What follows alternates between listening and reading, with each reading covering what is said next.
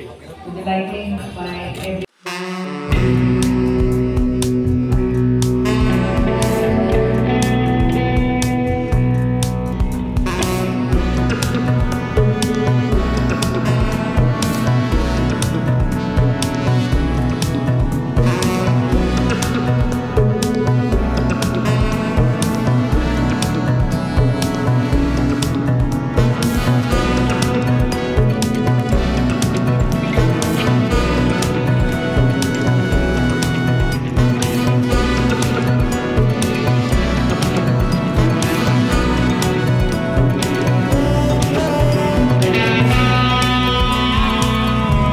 the last 5 years especially has been growing at a good rate of 11.18%, and today we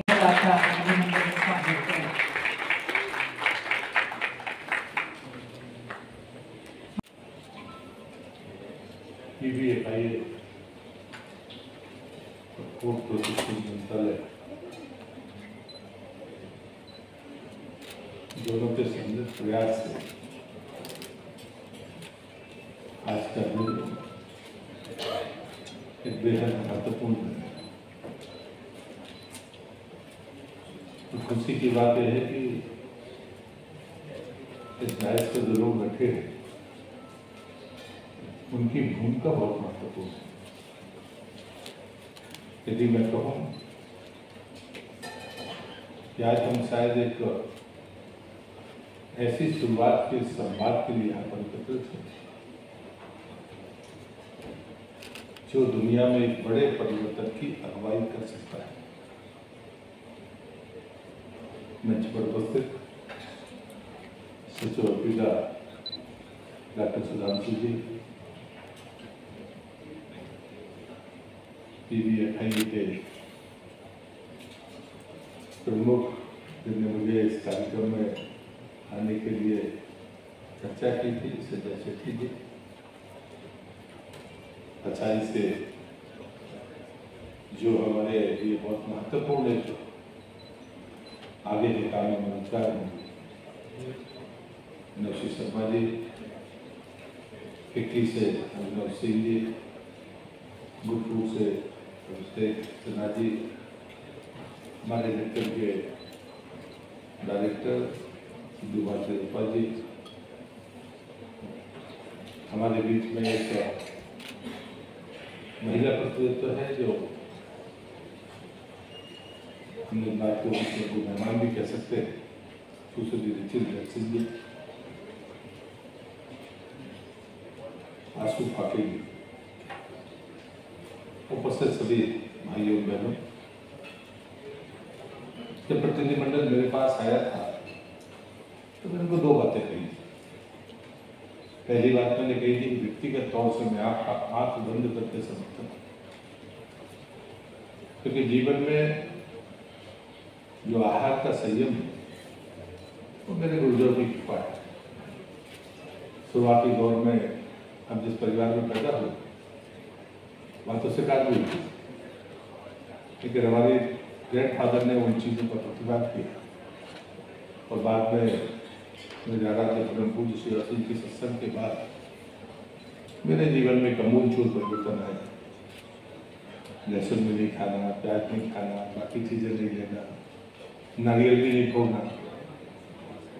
जो चीज़ हिंसा की प्रवृत्ति को बढ़ावा देती हो उन चीज़ों से दूर है। छत्री होने के बाद इन बातों पर अमल करना, जिसके घर में शस्त्रागार हो वो इन बातों पर सोचने लगे, लेकिन ये दोनों चीजें साथ चल सकती है, इसका उदाहरण। और मेरे आराध्य प्रभु शिवाजी ने कहा कि जीव जीव आहार नहीं, जीव जीव आधार। कहना आसान है, लेकिन दुनिया में सबको अपने ढंग से खाने की और पीने की आज़ादी है। देश का कानून भी ये कहता है, दुनिया का जो जीने का तरीका है वो भी ये कहता है। लेकिन हमारी उपमाएं और हमारे उदाहरण, जब भी हम भारतीय संस्कृति की किसी भी मिसाल को देश और दुनिया के सामने रखते हैं तो वो सिर्फ एक जन्म तक सीमित नहीं होती। हम जन्म लेने वाले के बारे में भी सोचते हैं कि इसने अतीत में क्या किया होगा, जो अभी करता है वो बाद में क्या उसका परिणाम होगा, हम इसके बारे में भी सोचते हैं। हम सिर्फ वर्तमान के जीवन के बारे में नहीं सोचते। और इसलिए उन्हें एक बार बड़ी जोर देकर हमसे कहा, उन्होंने कहा कि जो प्रवृत्ति के अनुकूल जीते हैं वो खुद के लिए भी समस्याएं पैदा करते हैं, समाज जीवन के लिए भी समस्या पैदा करते हैं। लेकिन जो प्रकृति के अनुकूल जीते हैं वो खुद को भी मजबूत करते हैं और देश और दुनिया में एक बड़ी ताकत के साथ खड़े हैं। अब इससे भी कई बार लोग कहते हैं ये कष्ट है, ये कष्ट शारीरिक हो सकता है, कुछ समय पर तिरस्कार का हो सकता है, लेकिन आने वाली पीढ़ी के सर्वाइवल के लिए, आने वाली पीढ़ी के सुखद और संतुलित जीवन के लिए कुछ चीजें हमें छोड़नी होगी, तब जाकर वो सर्वाइवल होगा। आपके अपने आने वाली संस्कृति के बारे में शुभकामनाएं देने भर से काम नहीं चलेगा। अगर संसाधन नहीं छोड़े जाएंगे ये शुभकामनाएं काम नहीं है। और इससे बुद्ध से जब पूछा गया कि आप अपने जीवन के बारे में क्या सोचते हैं, तो बुद्ध ने कहा कि मैं पिछले जन्म में हाथी था। ये सिर्फ कहानी नहीं, उन्होंने कहा कि पिछले जन्म में हाथी था। और बाद में उन्हें जो कहानी इनके बारे में बताई जाती है, तो कहते एक बार जंगल में आग लगी, हाथी आग से बचने के लिए जंगल से बाहर जा रहा था।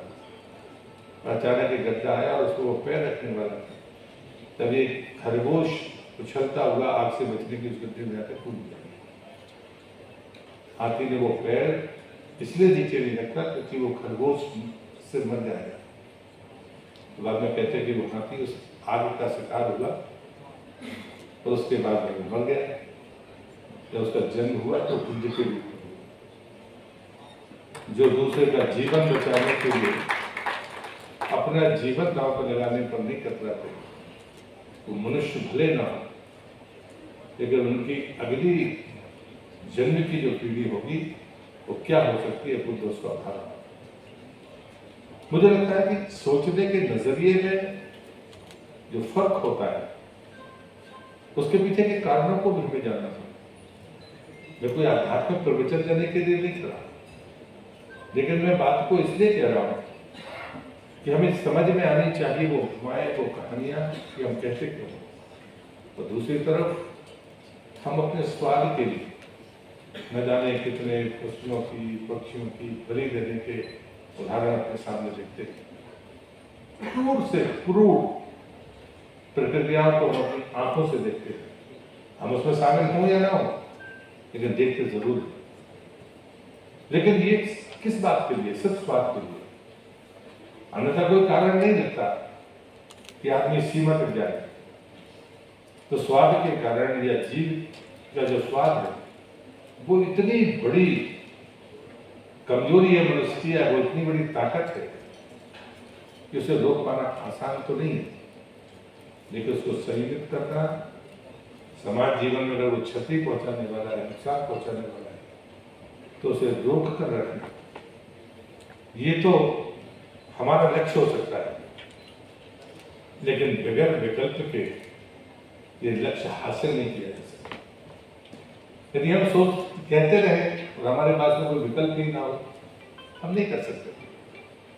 और मैं भी देखता हूं कि अभी अगला साल मोटे अनाज का वर्ष दुनिया ने घोषित किया है, लेकिन मोटा अनाज आएगा कहां से? एक तरफ कोरोना, एक तरफ चलते हुए युद्ध, दुनिया असाध भाव में, उत्पादन कहां से करेंगे? जो उत्पादन करने वाले देश हैं उसमें भारत का हिस्सा 40%, लेकिन हम भी कैश क्रॉप की तरफ जा रहे हैं। बढ़ती आबादी, जनसंख्या का घनत्व, उन सब कारणों से उस मोटे अनाज की बजाय हम कैश क्रॉप की तरफ जा रहे हैं।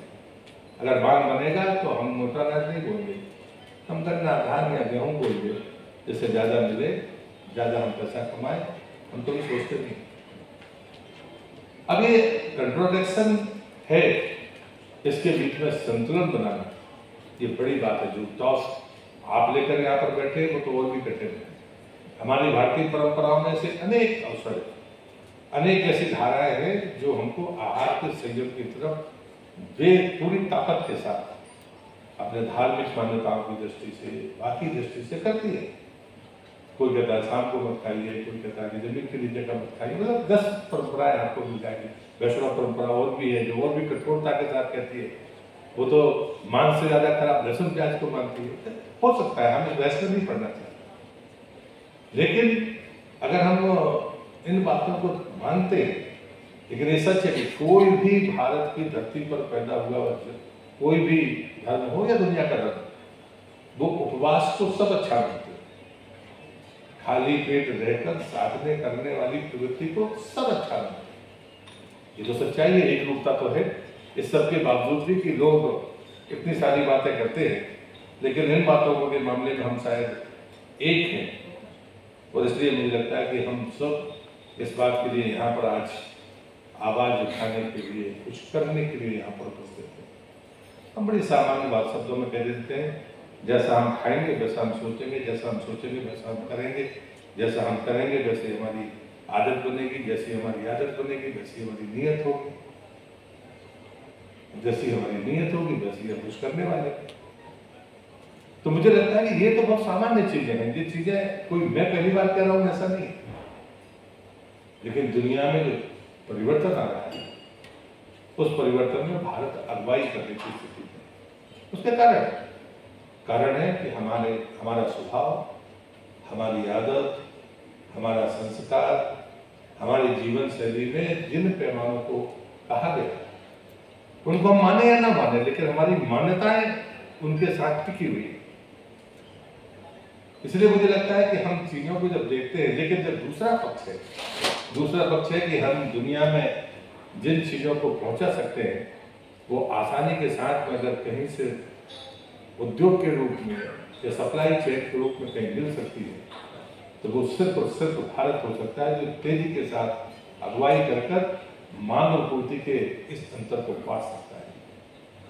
आज यहाँ पर बैठे हुए लोगों को सिर्फ इसलिए नहीं कि हम क्या खाते हैं या हम क्या बनाते हैं, हमको उससे तेजी के साथ अगले कदम के बारे में सोचना होगा कि इंडस्ट्री के रूप में हम क्या मांग और पूर्ति के अंतर को भर सकते हैं। और जब मांग और पूर्ति के अंतर को भरने की बात होगी तो सिर्फ देश का नहीं होगा, फिर निर्यात होगा। जब निर्यात होगा तो उसके पैरामीटर्स होंगे, पैरामीटर्स में मदद करने वाला कौन होगा, तो फिर एपीडा और FSSAI जो से महत्वपूर्ण वो हिस्से है जिनको तय करना होगा। मैं पूछ रहा था, क्या हम अब तेजी के साथ में कुछ पैरामीटर्स को बनाने के बारे में सोचेंगे? मुझे लगता है कि ये डिस्कशन जरूरी है। हम कंप्लायंस को कम करके इस इंडस्ट्री को किस तेजी के साथ में ग्रो कर सकते हैं, हम इसकी ब्रांडिंग और मार्केटिंग के बारे में क्या सोच सकते हैं। दुनिया में ऐसा नहीं कि हमारा भारतीय खान पान पसंद नहीं किया जाता, दुनिया में सबसे ज्यादा पसंद किया जाता है भारतीय खान पान, लेकिन उसके बाद भी हमारे पास कोई ऐसी कंपनी नहीं है भारतीय जो दुनिया में नाम रखती है फूड प्रोसेसिंग के मामले में। कारण छाटती है सरकार का माना कि मार्केटिंग और ब्रांडिंग में हम पीछे हैं, और जो हमारे पास में साइंटिफिक पैरामीटर्स होने चाहिए उसकी कमी है। और उसके फूड लैब के बारे में बहुत तेजी के साथ काम हो रहा है। जो भी पैरामीटर्स होते हैं दुनिया के, वो पूरी दुनिया में एक से नहीं है। यूएस के अलग हैं, बाकी अरब कंट्रीज के अलग है, यूरोपियन कंट्रीज के अलग है। 3 मोटे तौर पर 3 पैरामीटर्स, लेकिन हम हमारे मन में पता नहीं क्या है कि हम सारे पैरामीटर्स उन्हीं के मानकर हम भारत को चलाना चाहते हैं। अगर उन पैरामीटर्स के साथ चलेगा तो भारत को स्वाद नहीं रहेगा, फिर भारत का खान पान पसंद नहीं किया जाएगा। हाँ, हम ईमानदारी से लेते इसमें इतना फैट है, इसमें जैसे जिस बात के लिए आप बैठे हैं कि नहीं इसमें फैट तो है, लेकिन ये एनिमल फैट नहीं है, ये पौधों से ली हुई चीज है। ये चीजें हमें लिखनी होंगी, ये तो सच है। लेकिन पैरामीटर्स के बारे में मेरा पहला इस विभाग का मंत्री होने के नाते मैं अपनी दोनों जिम्मेदार एजेंसी से कहूँगा, हमारे पास निफ्टम जैसी संस्थाएं हैं जिसको अभी राष्ट्रीय दर्जा प्राप्त हुआ है, मैंने उनसे लिखा है हमें रिसर्च किस नाते करना, हमें कुछ नहीं करना। जो हमारे पुराने लोग अपने ढंग से बनाते गए हैं उनको कंटेंट को एक बार प्रमाणिकता के साथ लिखना। किसी को खाना है तो खाएगा, नहीं खाना तो नहीं खाएगा, लेकिन जो उसमें लिखा है वो 100% सही है। और इस बात के लिए PIL स्कीम प्रधानमंत्री जी ने इस साल से जारी की और 10,900 करोड़ रुपया 5 वर्ष में बड़े इंडस्ट्रीज को, मगर वो भारतीय कंपनी होना चाहिए, फूड प्रोसेसिंग की भारतीय कंपनी। हम तो अभी नए हैं, हमारा तो अभी चलना शुरू हुआ है, लेकिन जो पहले से काम करने वाले लोग हैं वो दुनिया में कोई भारतीय कंपनी अपना नाम रोशन कर सकती है। और इसलिए मुझे लगता है कि आने वाला समय इस उद्योग के लिए बहुत महत्वपूर्ण समय है। और मैं आपसे यही प्रार्थना करूंगा कि आज इस दिन भर के संवाद, इस चर्चा, इस कॉन्फ्रेंस में कुछ चीज निकल कर आना चाहिए।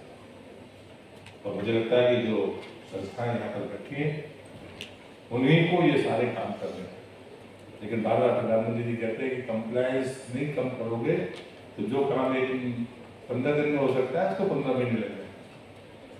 लेकिन जिस प्रकार से हमारे सामने सप्लाई चेन दिखती है और उसमें अगर कोई गैप्स हमको दिखते हैं, गैप्स चाहे वो पैरामीटर्स को लेकर हो, बाकी चीज़ों को लेकर हो, उनको चिन्हित करना और उनके समाधानों को खोजना, ये सबसे अहम बात मुझे लगती है।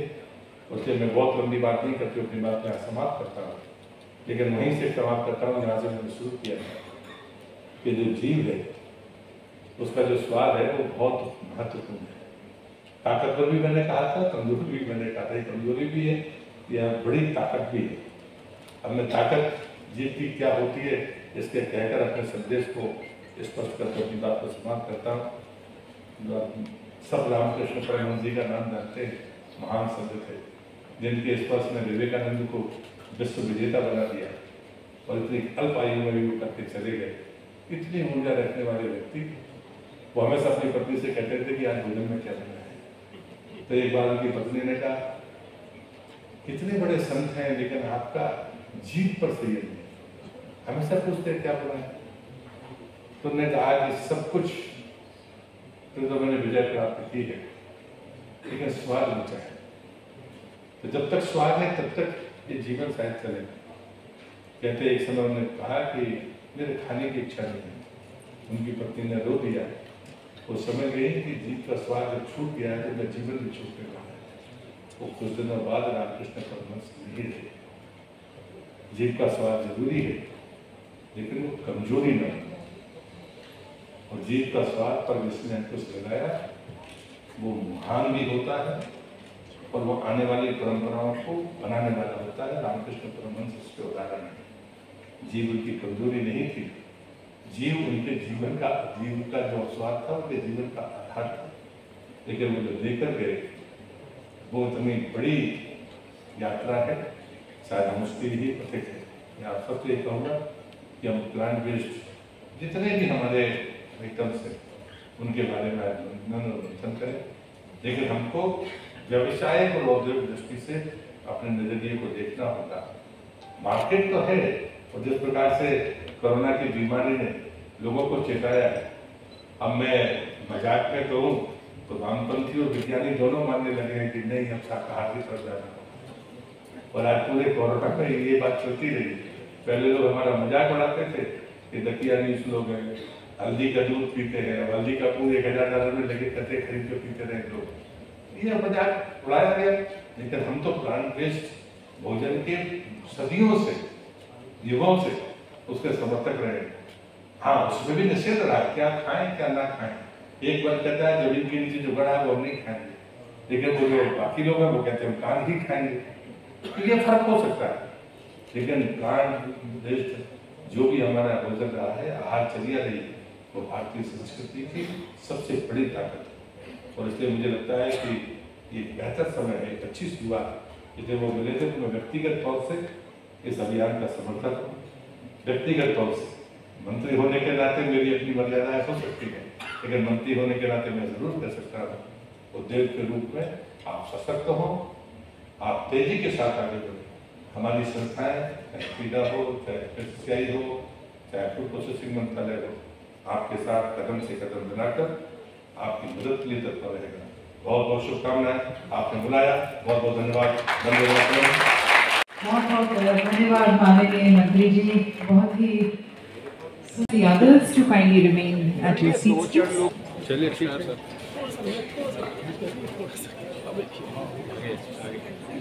शुरुआत 2-4 लोगों से होती है, बाद में Kiosk. And post lunch, ladies and gentlemen, we have rich various agro products, then very poor in terms of proteins in our diets.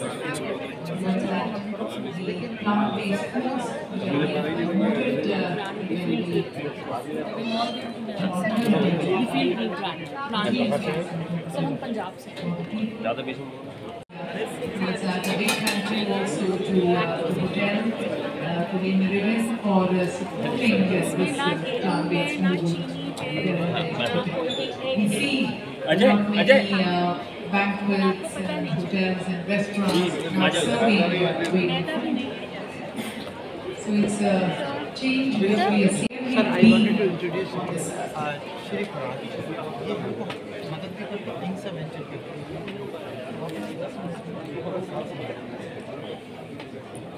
दुनिया को बड़े प्रिय है।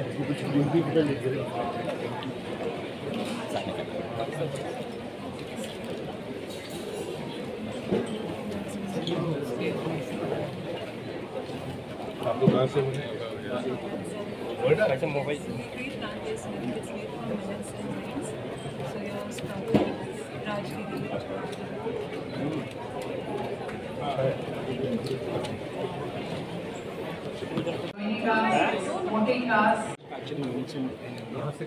Rocket. So we have 5 manufacturing units in India. We have an application. और सभी को इतना समय देकर हर एक कियोस्क के पास जाकर उनसे पर्सनली मिलते हुए से जानकारी लेते हुए सभी को व्यक्तिगत रूप से प्रोत्साहित करने के लिए और क्या कुछ खास इस बार के प्रोग्राम में जानने की कोशिश करेंगे उनसे।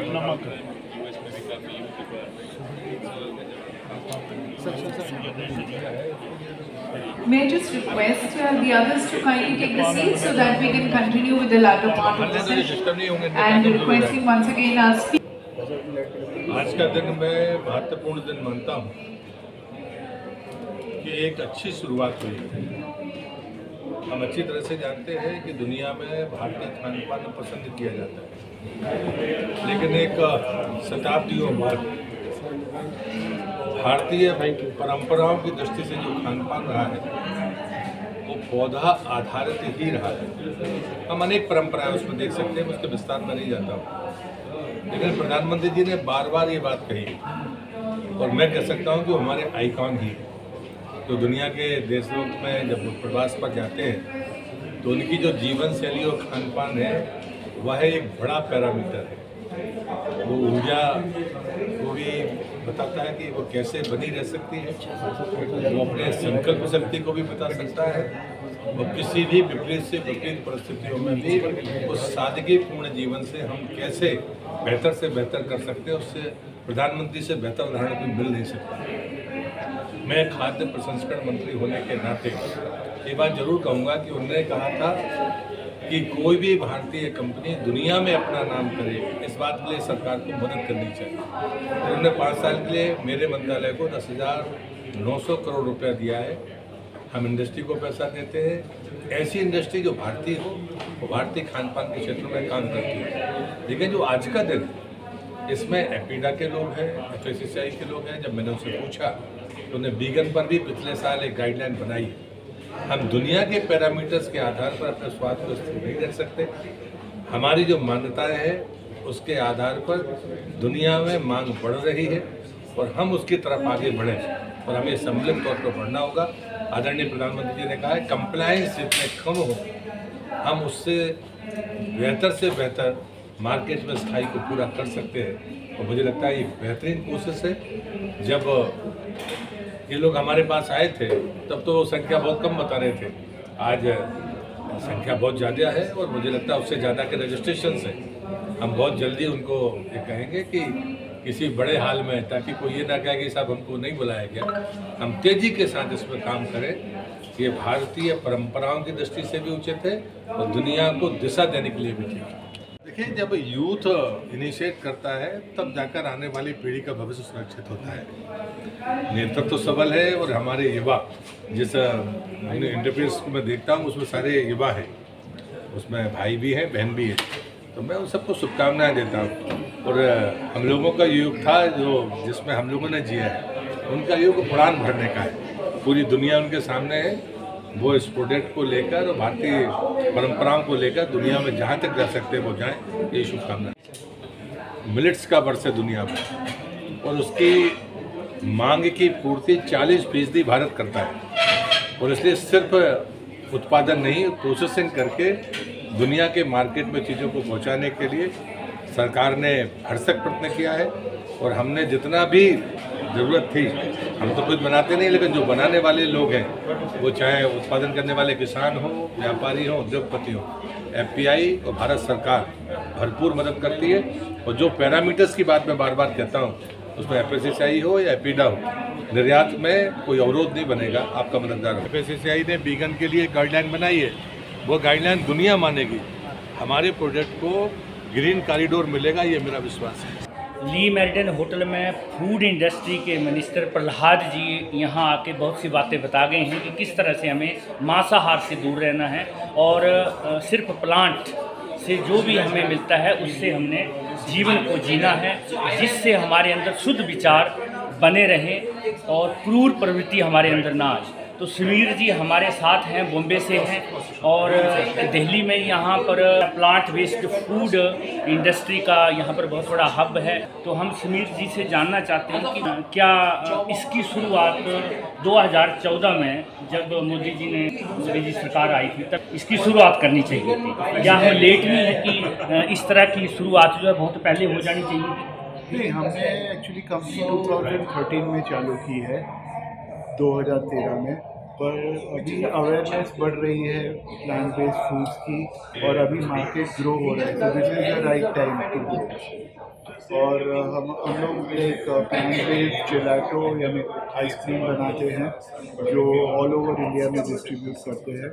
हम लोग ने आइसक्रीम करीबन 2018 में स्टार्ट किया और 2020 में ड्यूरिंग लॉकडाउन हम लोग ने रिटेल में प्रोडक्ट लॉन्च किया हमारा। और बेसिकली हम लोग ये प्रोडक्ट हम लोग को मेरे दोनों बच्चों जो vegan, they are raised vegan और from their birth they are only on plant based food. तो हमारा बेटा जो आरव है वो आइसक्रीम मिस कर रहा था और उनके फ्रेंड्स उनको चिढ़ाते थे कि आप आइसक्रीम नहीं खा सकते क्योंकि आप कोई भी डेयरी प्रोडक्ट्स नहीं खाते हो, वीगन हो। तो उसका प्रॉब्लम सॉल्व करने के लिए हम लोग ने पहले उसके लिए आइसक्रीम बनाना चालू किया। फिर हम लोग का फूड का काम था तो उसके साथ केटरिंग में हम लोग ने आइसक्रीम सर्व कर रहे थे और में रिस्पॉन्स बहुत अच्छा था। तो लॉकडाउन में जून 2020 में हम लोग ने रिटेल में ये प्लांट बेस्ड जेलाटो लॉन्च किया और नाउ इट्स अवेलेबल पूरी इंडिया में, सब जगह अवेलेबल है। Modern retail, nature basket, food hall, general trade stalls और ऑनलाइन भी अवेलेबल है, स्विगी, जोमेटो और हमारा वेबसाइट nomu.in पे भी आप ऑर्डर कर सकते हैं, nomou.in। इस तरह की इंडस्ट्रीज हिंदुस्तान में बहुत ज़्यादा होनी चाहिए। हाँ। जो सिर्फ प्लांट बेस्ड या जो शाकाहारी ना हो, हाँ। शाकाहारी जो शाकाहारी हो, हाँ। प्लांट बेस्ड जिसमें और लिखित रूप में होना चाहिए, हाँ। ताकि जो है जनता में इस बात का पुख्ता सबूत हो हर प्रोडक्ट में कि इस तरह से होना चाहिए। आपके हर प्रोडक्ट में जो बाहर एक पेपर होता है उसमें ये सब लिखा होता है, हाँ, पूरा इंग्रेडिएंट्स लिखे होते हैं जो है और पूरा हमारा प्रोडक्ट प्लांट बेस्ड है। हमारा फैसिलिटी भी पूरा 100% वीगन फैसिलिटी है। कोई भी एनिमल को हम हार्म नहीं करते, जानवर को। मंत्री जी आज यहाँ पर आए थे, उन्होंने बहुत सी बातें कही हैं, तो आपको इसमें क्या लगता है कि अभी इस शाकाहारी होने के लिए हर आदमी को सोचना होगा और हमें इस तरह से आगे बढ़ना होगा? हाँ, यहाँ सोचना होगा क्योंकि future like is vegan plant based only because. और जो मांसाहारी अभी लाइक वीगन में भी लॉट ऑफ मांसाहारी प्रोडक्ट्स मिलते हैं जो वीगन है, पर लाइक उनका टेस्ट मांसाहारी आइटम्स जैसा रहता है। दिल्ली में ली मेरिडियन होटल में फूड इंडस्ट्री को लेके, जिसमें सिर्फ ओनली शाकाहार से ही सारे व्यंजन बने हैं, उसमें हमारे साथ नोएडा से श्वेता जी हैं। ये हमें बताएंगी कि ये किस किस प्रोडक्ट को लेके यहाँ पर आए हैं और आम जनता के लिए कौन सा प्रोडक्ट जो है बिना मांसाहार के वो आम जनता के लिए लाए। हमारी ब्रांड है ऑल फूड्स। सो हम खुद वीगन्स हैं, तो हमारा गोल ये था कि हम वीगन प्रोडक्ट्स ज़्यादा लोग के पास पहुँचाएँ एंड अफोर्डेबल भी हो एंड लोग को ईजिली मिले। तो ये वर्ल्ड का फर्स्ट प्लांट बेस्ड मिल्क है जो मिलेट्स एंड ग्रेन से बना है। तो इसमें आपका स्प्राउटेड रागी आ गया, sprouted jowar, Ajmeri and oats. So it's one of the kind blend and आप इसको दूध जैसे पानी ले सकते हैं, इसकी चाय ये सब बना सकते हैं। सो ये सस्टेनेबल इंग्रेडिएंट्स से भी बना है, न्यूट्रिशियस इंग्रेडिएंट्स से भी बना है and it's also affordable and it's also very delicious. इस तरह के जो विचार आपका इससे पहले भी आया हमने या कब से इस इंडस्ट्री में है, फूड इंडस्ट्री में? हमने पहले इस ब्रांड को स्टार्ट करने से पहले हम खुद वीगन थे। हमें कुछ समझ में आया कि वीगनिज्म का मतलब क्या था। उसके बाद हमें लगा कि हम वीगनिज्म को ज़्यादा लोगों के पास पहुँचाते हैं, बिकॉज जितना ज़्यादा लोग समझेंगे वीगनिज्म के बारे में उतना ही अंडरस्टैंडिंग क्या ये अभी नीड है। फूड मिनिस्टर जी यहाँ आए थे, प्रहलाद जी, उन्होंने अपने विचार व्यक्त किए यहाँ पर। वहाँ आप कितनी सहमत हैं उनके विचारों से कि क्या हमें शाकाहारी होना चाहिए? सबकी मर्जी है जैसे उनको रहना है, अलग से हमें अवेयर होना चाहिए हर चीज़ के लिए कि अगर आप मीट खाते हो आपको अवेयर होना चाहिए कि आप मीट क्यों खाते हो। अगर आप डेयरी पीते हो देन आप डेयरी क्यों पीते हो। So our goal is not कि आपको वीगन ही होना है, आपको ये भी होना है, बट अपने लिए आप जब अगर आपको राइट डिसीजन लेना है देन आपको हर चीज़ समझनी पड़ेगी, तभी आप राइट डिसीजन ले पाएंगे खुद के लिए। आज हमारे बीच राहुल जी हैं, ली मेरिडियन होटल में फूड इंडस्ट्री को लेके, जिसमें सिर्फ only plant based food Sumit यहाँ पर चल रहा है। प्रहलाद जी यहाँ पर फूड मिनिस्टर होके चले गए और उन्होंने बहुत अच्छी 2-4 बातें बताई हैं। आप राहुल जी क्या प्रहलाद जी की बातों से सहमत हैं? जी, पहले तो नमस्कार आप सभी दर्शकों को। जी बिल्कुल, मैं उनकी बातों से सहमत हूँ। ये बहुत अच्छी एक कॉन्फ्रेंस है जहाँ पे काफ़ी अच्छा प्लेटफॉर्म मिलता है लोगों को। एक तो अपने प्रोडक्ट्स के बारे में अवेयरनेस देने के लिए, और दूसरा ये भी है कि जो आजकल लोग जानना चाहते हैं, बेटर चीज़ों की तरफ जाना चाहते हैं, क्योंकि आजकल मार्केट में बहुत चीज़ें ऐसी हैं जो हेल्थ के लिए अच्छी नहीं है, लेकिन इन चीज़ों को इस्तेमाल करके आप एक अच्छा ऑल्टरनेटिव डिसीजन ले सकते हैं अपनी ज़िंदगी के लिए। आप अपनी लाइफस्टाइल इंप्रूव कर सकते हैं, जिससे आपकी हेल्थ बेनिफिट होगी। आप यहाँ पर आए, आप किस प्रोडक्ट को लेके आए हैं जो आम जनता के लिए बहुत बढ़िया है और सबसे हटके है? जी बिल्कुल, हम यहाँ पर एक ओट मिल्क प्रोडक्ट लेकर के आए हैं। हमारा ब्रांड ऑल्टो नाम से आता है। इसकी विशेषता ये है कि ये प्योर प्लांट से बना हुआ प्रोडक्ट है, मिल्क है, और आप रेगुलर मिल्क की जगह पे इसको बहुत आसानी से स्वैप कर सकते हैं। और इसके एडवांटेजेस ये हैं कि ये मतलब पूरा न्यूट्रिशन होल मिल्क जितना ही देता है, न्यूट्रिशन वाइज ये बिल्कुल वैसा ही है, बस इसमें ट्रांस फैट्स नहीं है। और ये बहुत मतलब हेल्थ के लिए अच्छी चीज़ है, क्योंकि आपके कोलेस्ट्रॉल लेवल्स वगैरह को जिनको दिक्कत है वो दूध वगैरह अवॉइड करते हैं। जैसे आजकल एक चीज़ और भी बहुत सामने आ रही है, लोग बहुत लैक्टोज इंटॉलरेंट होते हैं दूध के साथ में, उनको पता नहीं होता है, लेकिन ज़्यादातर लोगों को ये बहुत एक प्रॉब्लम क्रिएट करता है। जबकि हमारा जो मिल्क है ये बिल्कुल लैक्टोज फ्री है, तो आप जो यूज़ करते हैं उनको काफ़ी फ़ायदा होगा। प्लांट बेस्ड जो इंडस्ट्री है, इसकी शुरुआत तो हमारे पूर्वजों से है। कंदमूल खाते थे सभी और स्वस्थ रहते थे, 100 200 सालों की उम्र होती थी। जी लेकिन जैसे ही जो 1980-90 के बाद लोगों ने जो है मांस की तरफ जो है लोगों को झुकाव हुआ है, अब फिर वही प्रवृत्ति जो है लोगों में आ रही है कि हम शाकाहारी हों। लेकिन फिर भी कुछ लोग हैं जो मांस भी खाते हैं, उनके लिए आप क्या मैसेज देना चाहते हैं? देखिए मतलब ये तो अपना पर्सनल चॉइस है, मैं किसी को बुरा नहीं कहूँगा, लेकिन मतलब हर एक की अपनी एक ये होती है कि मतलब उनकी लाइफ स्टाइल है, उनकी लाइफ चॉइस है। अगर जो खाना चाहते हो खाएं, बिल्कुल कोई दिक्कत नहीं है, बट आजकल बहुत अच्छे ऑल्टरनेटिव अवेलेबल हैं मार्केट में जो आपकी हेल्थ का भी ख्याल रखते हैं। मतलब देखिए आप नॉर्मल मांस या इस तरीके के प्रोडक्ट्स जो जैसे आप डाइट पेप्सी या कोको, मैं बोलना नहीं चाह रहा था एक्चुअली, नाम नहीं लूँगा उनका, लेकिन जो इस तरीके के प्रोडक्ट्स हैं जो बहुत हाई शुगर कंटेंट है या इस तरीके जो आपकी हेल्थ प्रॉब्लम्स ही क्रिएट करते हैं, जब आपको उनके ऑल्टरनेटिव्स मिलते हैं तो आप क्यों नहीं एक बेटर चॉइस करना चाहेंगे। मतलब ये एक वो इस तरह के जो सुमित हैं ये हर महीने होने चाहिए अवेयरनेस के लिए, ताकि जो लोगों में जागरूकता हो।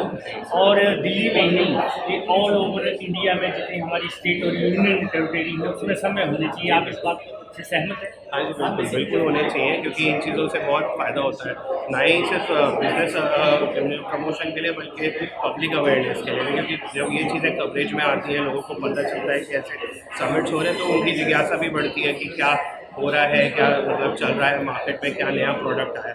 और ये सारे मेड इन इंडिया प्रोडक्ट्स हैं, तो एक तो स्वदेश का बिजनेस भी इम्प्रूव होता है, स्वदेश का पैसा स्वदेश में रहता है, बजाय इससे कि हम कुछ इम्पोर्ट करें जो कि मतलब बहुत एक्सपेंसिव हो और हेल्दी हो या ना हो, लेकिन हम इन चीज़ों को करके इंडिया के लिए इंडिया में काफ़ी इकोनॉमिक बूम भी ला सकते हैं। ये काफ़ी अच्छा। राहुल जी बहुत बहुत धन्यवाद। आप मोदी जी के साथ डिजिटल इंडिया, बेटी बचाओ बेटी पढ़ाओ और इस तरह से बहुत से जो कार्यक्रम मोदी जी ने चला रखे हैं उनमें आप एक भागीदार हैं। और हमारा देश जो है पंजाबी में वर्षगांठ मना रहा है अमृत महोत्सव, और उसमें आपकी भागीदारी बहुत अच्छी बात है। Thank you very much. Thank you. आज हमारे बीच राकेश जी हैं। ली मेडल होटल में एक सुमित चल रहा है प्लांट बेस्ड फूड के ऊपर, जिसमें मोदी गवर्नमेंट का आह्वान है सभी के लिए कि सभी शाकाहारी बने, मांसाहार को त्याग दें। और आज हम राकेश जी से जानना चाहते हैं कि जो अभी मंत्री जी प्रहलाद जी यहाँ आए थे, उन्होंने जो 40% कृषि के ऊपर निर्भर बताया है भारत को, तो क्या हम 100% नहीं हो सकते जिससे हम पूरे वर्ल्ड को जो है इंडिया से हर चीज़ सप्लाई कर सकें? नमस्कार राजकुमार जी, बहुत सुंदर सवाल राजकुमार जी का यहाँ पर। सबसे पहले मैं अपना इंट्रोडक्शन दे दूँ। मेरा नाम राकेश मेहरा है और मैं जीडी फूड टॉप्स ब्रांड एक है जो पूरे विश्व में है, टॉप्स ब्रांड के साथ में, तो मैं वाइस प्रेसिडेंट इनोवेशन हूँ उस ऑर्गेनाइजेशन के साथ में, और हमारे बड़े पुराने संबंध हैं इस। अब आती है सवाल बात पूरे विश्व को, भारत को विश्व के लिए फूड फैक्ट्री बनाने की, जो हमारे प्रधानमंत्री जी श्री आदरणीय नरेंद्र मोदी जी समय समय पर सभी को कहते हैं, और मैं इसका पूरी तरह से इसको सपोर्ट करता हूँ। ब्रदर मैं भी बहुत पहले से इस बात को कह रखा हूँ कि भारत सर्टेनली ग्लोबल फैक्ट्री बन सकता है।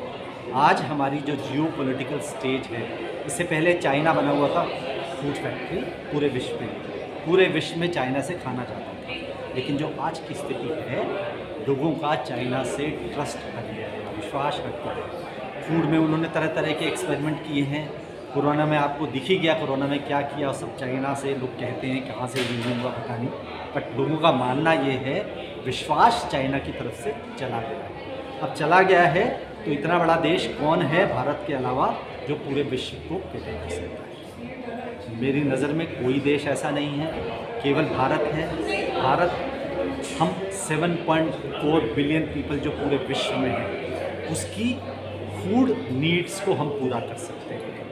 मुझे पूरा कॉन्फिडेंस है, पूरा विश्वास है, अगर हमारे देश के साइंटिस्ट, फूड टेक्नोलॉजिस्ट, एंटरप्रेन्योर और गवर्नमेंट एक साथ मिल जाए और फार्मर को सपोर्ट करना शुरू कर दें, किसान के जो हालात हैं अगर उनको सपोर्ट करना शुरू कर दें, तो बहुत जल्दी, समय तो मैं कहता हूँ बहुत जल्दी ऐसा होने वाला है जिसमें पूरे विश्व में हम लोग खाना सप्लाई करेंगे, वो हमारी तरफ देखेंगे और भारत एक नई ऊंचाइयों को छुएगा। आज भी आप देखें जो गेहूं का क्राइसिस हुआ, पूरा विश्व आज गेहूं हमसे मांग रहा है। यूक्रेन की वॉर के बाद आज पूरा विश्व हमसे गेहूं मांग रहा है, लेकिन हमें अपनी नीति, अपनी ज़रूरतों के हिसाब से उसको आगे बढ़ाना है। और ये जो प्लांट बेस है, ये जो मिलेट्स की बात कर रहे हैं, मंत्री जी ने इतनी सुंदर व्यक्तित्व आज बोला मैंने पहले भी इनको कई बार सुना, लेकिन आज जो इनका बोलना था बहुत अमेजिंग था।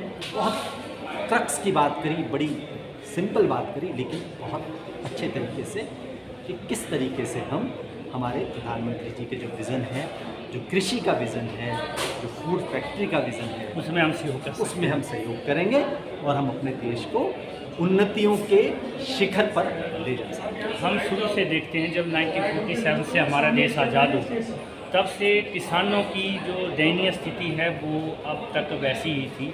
14 में जब मोदी जी आए थोड़ा सा कुछ बदलाव होने लगा, लेकिन फिर किसानों ने आंदोलन शुरू कर दिया, जिससे जो है खेती के ऊपर भी बहुत प्रभाव पड़ा है। किसानों को वो हक नहीं मिल रहे हैं। किसान गरीब है, जो एक्चुअली में किसान है वो आज भी आत्महत्या कर रहा है।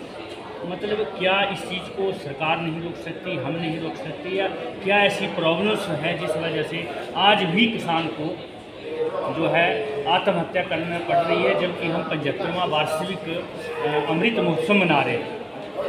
बहुत सुंदर बात आपने कही है ये, और बड़ी महत्वपूर्ण बात की है। पिछले 37 सालों से मैं इस इंडस्ट्री में हूँ, फूड इंडस्ट्री में हूँ, और मेरा जो किसानों के साथ संबंध है बड़ा डीप, क्योंकि हम फूड प्रोसेसिंग के लोग हैं, तो हमें फूड को प्रोसेस करने के लिए किसानों के पास ही जाना है। राजकुमार जी, मैं सच कहता हूँ, किसानों की स्थिति बहुत दयनीय है। जो कह रहे हैं वो बहुत दयनीय है। अभी मैं पिछले करीब लास्ट महीने मेवात के इलाके में गया था, नूहू में। वहाँ पर फार्मर्स थे, 45-48 डिग्री टेम्परेचर था। टमाटर की हार्वेस्टिंग कर रहे थे, टमाटर हुआ था, और टमाटर जो थोड़ा सा हल्का सा दाग हो जाता है, हल्का सा खराब हो जाता है, वो टमाटर नालों में फेंका जा रहा था, हज़ारों किलो। मैंने उसका एक, आप देखेंगे तो एक मेरा YouTube वीडियो भी है जिसमें मैंने वो दिखाया कैसे ये टमाटर हज़ारों किलो फेंका जाए। क्या हम छोटी माइक्रो प्रोसेसिंग इंडस्ट्री वहाँ खेत में जाके पास में नहीं लगा सकते ताकि 100% B और C ग्रेड हम खरीद पाएँ? तो ये बहुत छोटे छोटे से ऐसे विचार हैं, ऐसे पॉइंट्स हैं, इन पे हमें विचार करना होगा, सरकार को विचार करना होगा। और मोदी जी ने ये जो लॉ लाए थे ना, मैंने इसके बारे में भी एक बहुत खुल के बोला था इसके लिए। और वो जो वीडियो थी हमारी संगठन की, RSS का जो संगठन है उसकी केंद्रीय कमेटी में भी गई, जहाँ मैंने उसको साइंटिफिकली समझाया था कि इसके क्या लाभ हैं। मतलब कि लोगों को पता नहीं है एक्चुअली क्या लाभ थे। वो भारत को एक नई दिशा देने का पहल थी, एक ऐसा कदम था जिससे हमारा जो ये विश्व में आगे जाने का जो लक्ष्य है, जो बहुत दूर दिख रहा था, वो बहुत पास आ गया। लेकिन कुछ लोगों के अपने पर्सनल इंटरेस्ट की वजह से, कुछ लोगों के अपने निहित स्वार्थ की वजह से हम ये आप इस पॉइंट को इसलिए कह सकते थे कि जैसे 2014 से पहले ये बात हो सकती थी, लेकिन जब से मोदी जी आए हैं तो तब से लग रहा है कि अब भी क्या वैसी स्थिति है कि किसानों की बुरी स्थिति बदलनी चाहिए थी ये स्थिति।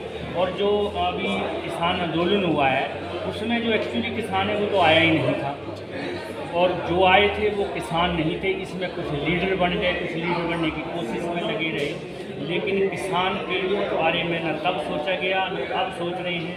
इसके लिए आप क्या कहना चाहते हैं, जबकि आप सरकार से बहुत नज़दीकियाँ हैं आप? राजकुमार जी, मैं फिर भी अभी कहूँगा, देखिए मोदी जी बहुत बेहतर हैं, उनके जो मंत्री हैं बहुत बेहतर, लेकिन अभी भी एयर कंडीशन कमरों में बैठ के किसान की पॉलिसी बनती है। जब तक हम खुद खेत पे नहीं उतरेंगे, जब तक हम नहीं जाएंगे उसके साथ, उसको अपने परिवार का हिस्सा नहीं बनाएंगे। शास्त्री जी ने उस समय एक नारा दिया था, जय जवान जय किसान। आप समझे किस समय पे उन्होंने जय किसान का नारा दिया था।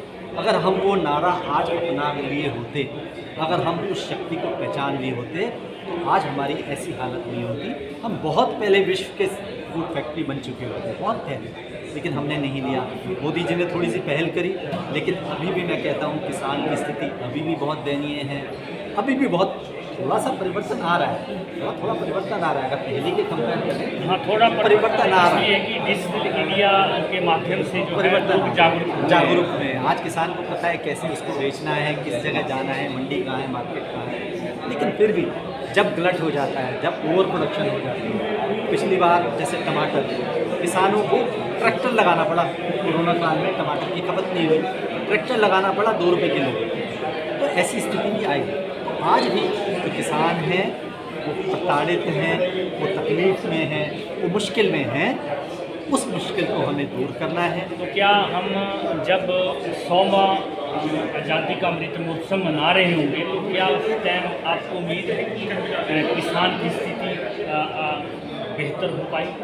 देखिए, मैं तो कहता हूँ जो उम्मीद है ना उसी पे आकाश थमा। और जिस तरीके से गवर्नमेंट की आज पॉलिसी बन रही है, जिस तरह से प्रधानमंत्री जी का जो नियंत्रण है, वो नियंत्रण धीरे धीरे ब्यूरोक्रेसी पे बढ़ रहा है और उनको काम करने के लिए मजबूर कर रहे हैं। ब्यूरोक्रेसी का क्या था, पहले सिर्फ पॉलिसी बनाते थे लेकिन पॉलिसी इम्प्लीमेंट होती ही नहीं होती थी, वो वहाँ तक नहीं पहुँच पाती थी। लेकिन आज वो जो मॉनिटरिंग लेवल है, जो इंडस्ट्री के लोगों को मोदी जी लेके आ रहे हैं, जो कनेक्ट कर रहे हैं टेक्निकल लोग, एक बहुत बड़ा काम है। तो मैं नहीं कहता कि 100 और हमें 100वें महोत्सव तक इंतजार करना पड़ेगा, शायद हमें उससे पहले ही ये अचीव होगा, मुझे पूरी उम्मीद है। इस तरह के जो सूरत हैं क्या हमें हर स्टेट में करने चाहिए ताकि जो है जनता भी जागरूक हो और किसान भी इसमें बुलाए जाएं, जबकि इस समिट में एक भी किसान को नहीं बुलाया? यही बात है, यही बात मैं बार बार, राजकुमार जी आप इतना सुंदर पॉइंट पकड़ते हैं, मतलब बहुत आपका जो पत्रकारिता का जो अनुभव है बड़ा सुंदर अनुभव है। किसान को बुलाया ही नहीं जाता। अब प्लांट बेस्ड की बात कर रहे हैं, लेकिन अगर हम बात करें यहाँ पर 10 किसान अलग अलग राज्यों से होते और उनका सम्मान किया जाता, उनके विशेष उनको अवसर दिया जाता कि आप इंडस्ट्री के लिए काम करो, तो शायद चीज़ें अलग होती। तो ये अभी बहुत दूरी का रास्ता है, जिसे जो लोग हैं जो इसके बारे में समझते हैं, उन लोगों को गवर्नमेंट को भी लेके आना चाहिए साथ, उनको जोड़ना चाहिए जो इस विषय के बारे में एक्सपर्ट हैं, जो समझ सकते हैं, तो किसान को जोड़ सकते हैं। ऐसे लोगों को लाएं, दिन दूर नहीं, ज़रूर आएगा वैसा दिन जहां हम लोग तरक्की के रास्ते एक दिन हम होंगे कामयाब, हम होंगे कामयाब। तो ये बहुत पहले जो है किसी शायर का लिखा हुआ, आज भी इस पर हमें चलना है कि एक दिन हम होंगे कामयाब, एक दिन हम हो गए कामयाब। ये कब होगा, ये नेक्स्ट मीटिंग में फिर आपसे मुलाकात होगी। राकेश जी बहुत बहुत धन्यवाद, आप यहाँ पर पधारे, आपने कीमती समय दिया और मंत्री जी से जो आपकी गुफ्तगू हुई है उसमें प्रहलाद जी ने जो पॉइंट कहे हैं आप आम जनता के लिए लाएंगे। Thank you very much. Thank you Rajkumar ji, so nice of you, आपको थैंक यू, मुझे मौका देने का और मेरे विचारों को सुनने के लिए थैंक यू वेरी मच, बहुत बहुत thank you. I started it almost now 5 years from now, and because I have always been a fitness enthusiast and I'm a yoga instructor, and you know, seeing that and seeing my activity level, my friends and family, you know, they used to be really enthusiastic about asking about आप क्या खाते हो, तो मैं क्या खाती हूँ। It just started with small thing like a bliss box, where I started making small you know, plant-based laddus, and I started giving them sort of introducing them to a lot of ancient millets, you know, like ragi, and there are different forms of bajra available.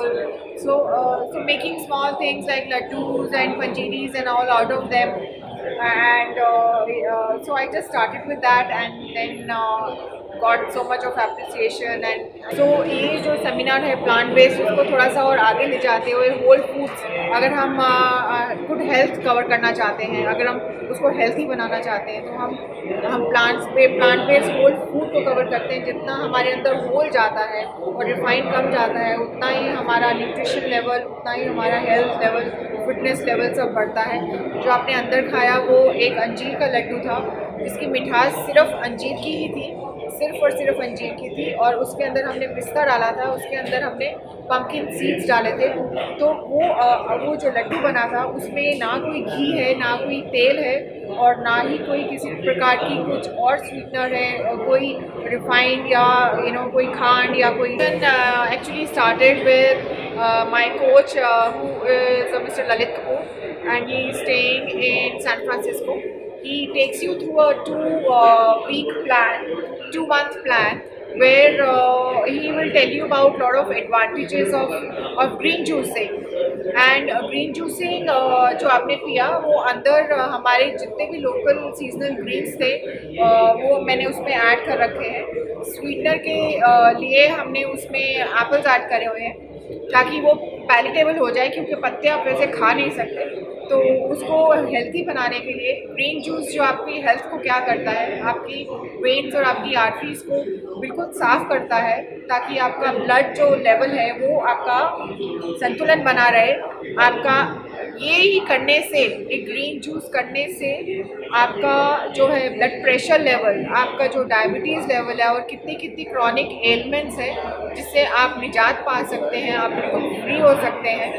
और मेरी vision यही है जो green juice का है। जैसे एक दूध की बोतल घर में सभी घरों में आती है, हर सुबह आती है, वैसे ही साथ में ग्रीन जूस की बॉटल उनके साथ होनी चाहिए जो साथ ही साथ गुड हेल्थ भी प्रमोट करे। ग्रीन जूस जो है जो और बाकी जूसेस से डिफरेंट क्यों है, क्योंकि बाकी जहाँ पे हम एक प्रोडक्ट को बढ़ावा देते हैं, जैसे कि मेथे का जूस है या करेले का जूस है या कोई और पुदीने का जूस है, तो ये जो ग्रीन जूस हम लोग बना रहे हैं और हम लोग अपने ग्रुप के थ्रू प्रमोट कर रहे हैं। ये जो ग्रुप मैंने आपको भी बताने जा रही हूँ, ये ललित मोहन कपूर का हेल्थ ग्रुप है, जो हम आप लोगों की जर्नी कराते हैं 2 महीने के लिए एक हेल्थ ग्रुप में, जहाँ आपका हर एक फैक्ट, बहुत सारी रिसर्च और बहुत सारे इनपुट्स और बहुत सारी इंफॉर्मेशन से लोडेड होता है, जिसके थ्रू बहुत कोई अभी आजकल इस ग्रुप में कोई 50,000 से ज़्यादा लोग जुड़े हुए हैं। और उन्हीं का ही एक चीज़ जो है ग्रीन जूस जो हम आगे निकल के आई है, वो ये है कि जितने पत्तों का जूस आप खाएंगे, यही डिफरेंस है हमारे जूस में और बाकी कद्दू के जूस में। आप कद्दू वैसे खा लें, सब्ज़ी बना के खा लें, उसको रोस्ट करके खा लें, थोड़ा बहुत टेस्ट के लिए ग्रीन जूस में डालते हैं, लेकिन जितने पत्तों का आप सेवन करते हैं जूस के थ्रू, वो आपको हेल्प करता है आपकी वेन्स और आपकी आर्टरीज को क्लीन करने के लिए। जैसे हमारे ग्रुप मेंबर्स हैं, ये हमारे सीनियर मेंबर मिस्टर सिंघा है, मिस्टर सुनील है और ये अर्पण है। और सर अपने बारे में I have reduced my weight from 94 to 78 as of today, but it will go below 70. Besides, I am off all medicines. I am not consuming any medicine as of now. This is thanks to this program. ये हमारे सुनील जी हैं। मैं भी IIT का पढ़ा था।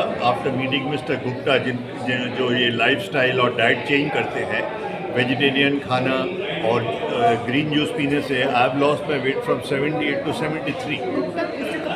Mister Kapoor after meeting sorry mister Kapoor LM Kapoor, sorry, and he has now set up a foundation. We are going to enhance and give more publicity for it.